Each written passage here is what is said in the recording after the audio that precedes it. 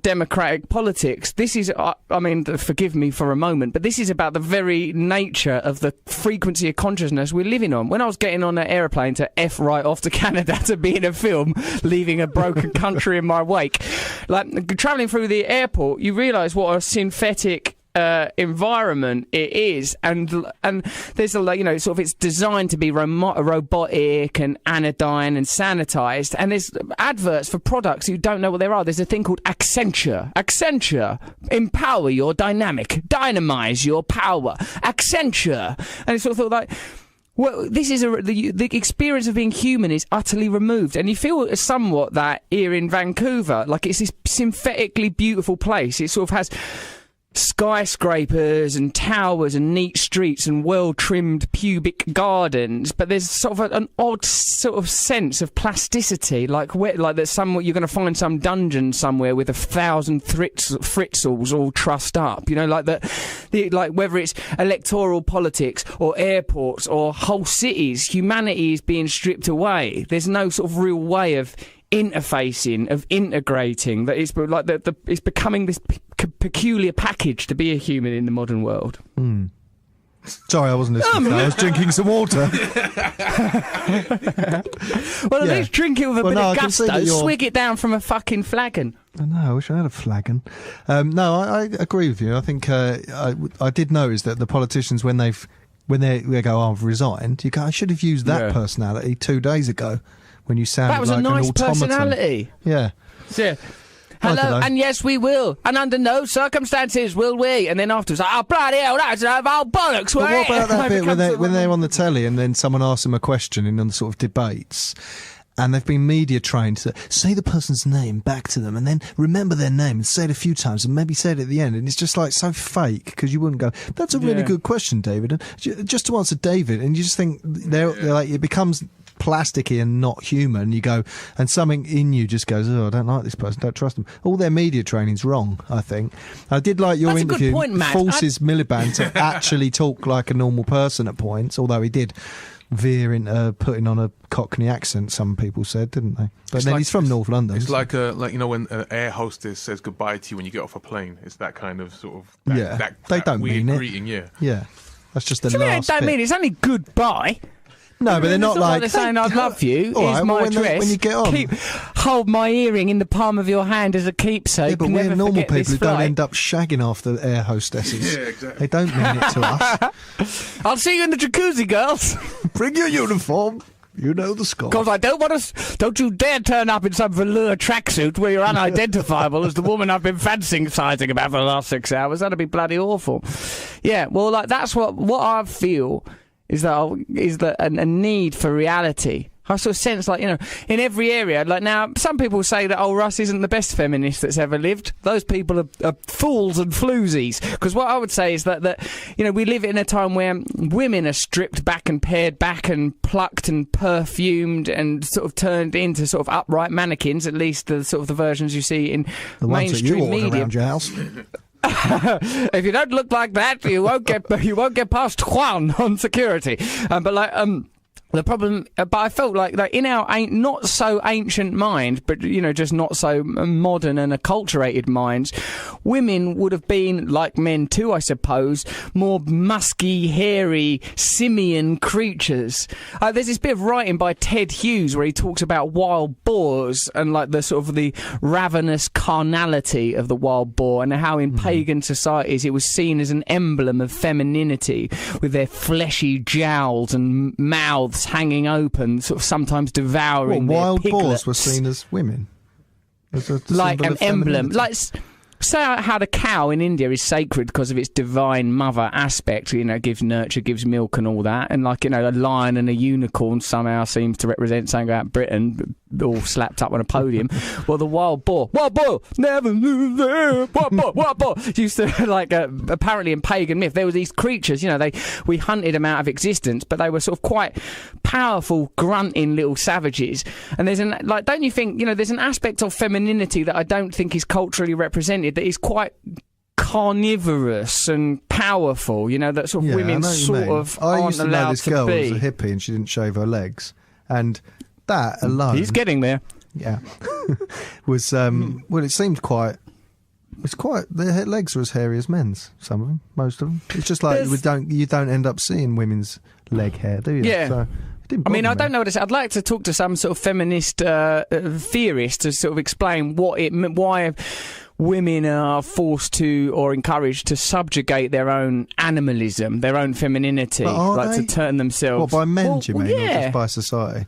Maybe by culture. I mean, I suppose like the where Egyptians, and there's loads of old cultures that women, practice sort of beauty, like makeup and wigs and stuff. I agree like with that. But tell you what, there aren't many examples of, Matthew. Anywhere in human history, there are not there are not examples of many examples of major civilizations that are dominated by matriarchy. On a tribal level, you can find matrilineal societies, where inheritance happens through the matriarchal line, but that's more of a practical thing because you can't prove who a father is and you can prove who a mother is. But like there's examples of Boadicea or Cleopatra or Victoria or Elizabeth, these sort of near pagan feminine goddesses or leaders are the exception. Have you got a woman with you? Exactly. I'd like you to talk to Rita.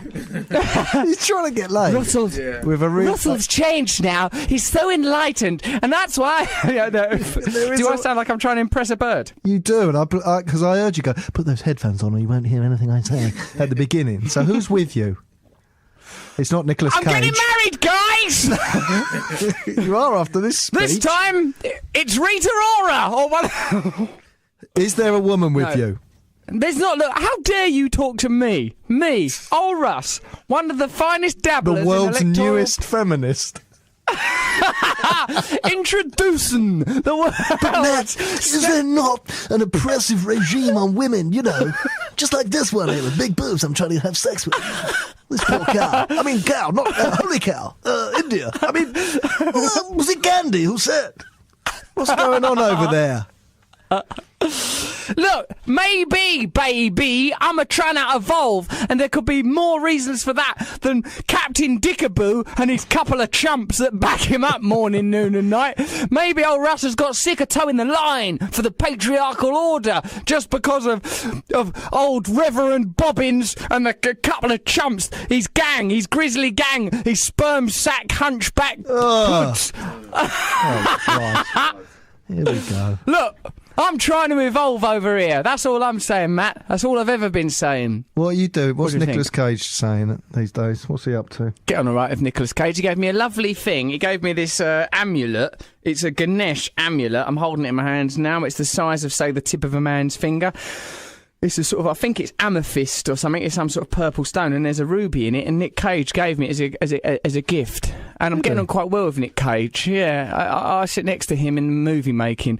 But that was funny because I was doing some movie making yesterday, acting, and like Nick Cage, he's seriously professional. He knows all of his lines. He's got a wig on. He's deep in character.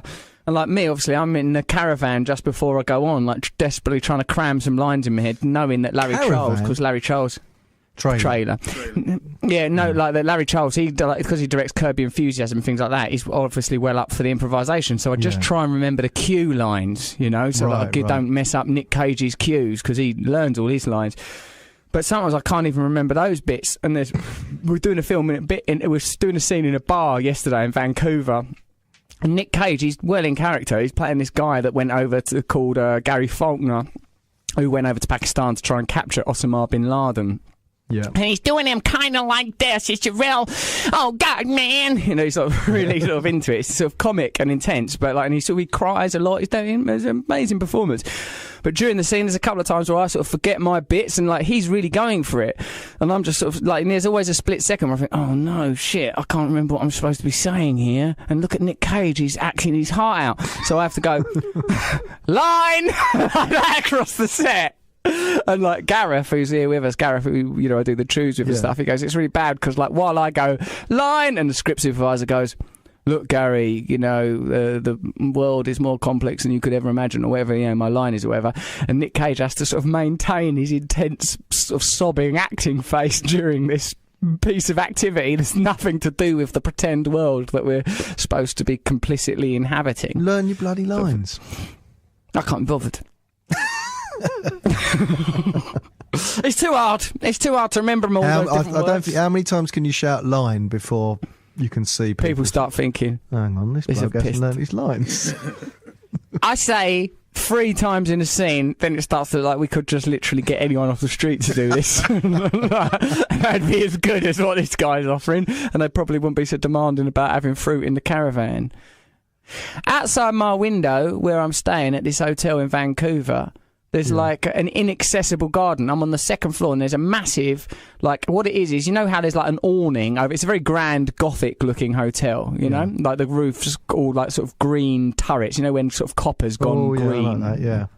What's it called? Like that. So it's massive, bloody Verdigris, Vancouver hotel. Verdigris. What's it called? Verdigris. Verdigris. Which means That don't sound greeny right to grey, me, I mate. think, in Italian, probably. So anyway, like there's on the top of the awning bit, there's a vast sort of expanse with a simulacrum of a garden. Like, you can't get to it though. You can't, like, there's no doorway to it, and all of the windows, as is often the case in hotels, are ratcheted so that you can only get them open 6 inches. And God knows I've tried. What, is to it force real it grass open. out there? It's not real grass. It's sort of like molten rock. No, not molten, but like lavic rock. You know, like Right, you know that yeah, stuff I that's know. porous. Yeah, like loads of that. barbecue rocks, like, yeah. It's like barbecue rocks, which there's a new song that Matt and I are going to be releasing in the summer. It's like Jazzy Jeff and Will Prince, barbecue rocks, baby. And like, you know, and there's a sort of a... there's a... Just let I it don't go. know what he's doing. Who cares? Them are the old days. Jazzy Jeff and Will Prince. Now Will Prince. I see you've done a couple of new yous, a boy you and a girl you. And what do they want from us? Have Lovely you read stuff. their interviews, the kids from Will Smith's marriage to Jada Smith? Jada Pinkett. Pinkett, yeah. Why? They're crazy, the 2 kids. They're So professional. No, they're like weird. They're out there. They're out What do you there, mean? man. Well, you'd love their What are they shit. saying? Talking about the nature of reality and stuff. Honestly. Honestly, little kids talking about the nature of reality. Yeah, I mean, they're like 8 and 11 or something, but there was a famous, like, it went a bit sort of viral. They did an interview for the New York Times, I think it was, and it's bizarre. It's really weird. We'll get it, and I'll read you some quotes. You'll be well into Do you their think stuff. they're Illuminati? Do you think they've been initiated into the Illuminati and have got access to realms of information that they shouldn't have? No, I think they're precocious children. Why don't you do a jingle? Why don't you do an play electronic this? rap jingle by Skelly Scribbles? I think you should listen to that when you do your city runs. Let's have it again. There you go. There we go. Let's get into that hidden garden. It's Good. It's beautiful, isn't it? I love it. It's really good. It's really very impressive, that. Do the other one. There's Vivaldi, 4 Seasons from Doom Baboon.